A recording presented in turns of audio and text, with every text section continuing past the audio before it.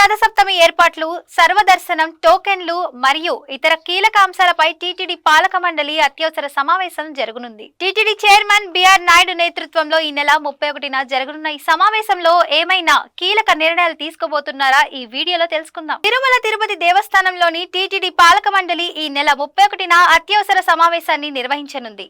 TTD chairman BR Naidu సమక్షంలో రథసప్తమి సందర్భంగా తీసుకోవాల్సిన ఏర్పాట్లపై సిబ్బంది సమీక్ష నిర్వహించబోతున్నారు. ఎటువంటి జాప్యం లేకుండా భక్తుల సేవలు, రథసప్తమి సందర్భంగా ప్రతిష్టమైన ఏర్పాట్లు చేయడం, తిరుపతిలో తొక్కిసలాట లాంటి ఘటనలు మళ్లీ చోటు చేసుకోకుండా తీసుకోవాల్సిన జాగ్రత్తలపై చర్చించనున్నారు. రథసప్తమి సమయంలో భక్తులకు ఎలాంటి అవాంతరాలు ఎదుర్కోకూడదనే టీటీడీ లక్ష్యంగా నిలబడింది. భక్తుల రక్షణ దృష్ట్యా ఈ నిర్ణయాలు తీసుకోవడం చాలా ముఖ్యం. ఈ నెల 31న జరిగే సమావేశంలో అతి త్వరగా తీసుకోవాల్సిన నిర్ణయాలు భక్తుల అనుభవాన్ని మెరుగుపరచడంలో కీలక పాత్ర పోషిస్తాయి. తిరుపతిలో రథసప్తమి సందర్భంగా అన్ని ఏర్పాట్లు పటిష్టంగా ఉంటాయి. మీరు ఈ కొత్త ఏర్పాట్లపై ఏమైనా అభిప్రాయాలను తెలియజేయాలంటే కామెంట్స్ లో మీ ఆలోచనలు షేర్ చేయండి. ఇలాంటి మరిన్ని అప్డేట్స్ కోసం మా ఛానల్ ని సబ్స్క్రైబ్ చేయండి.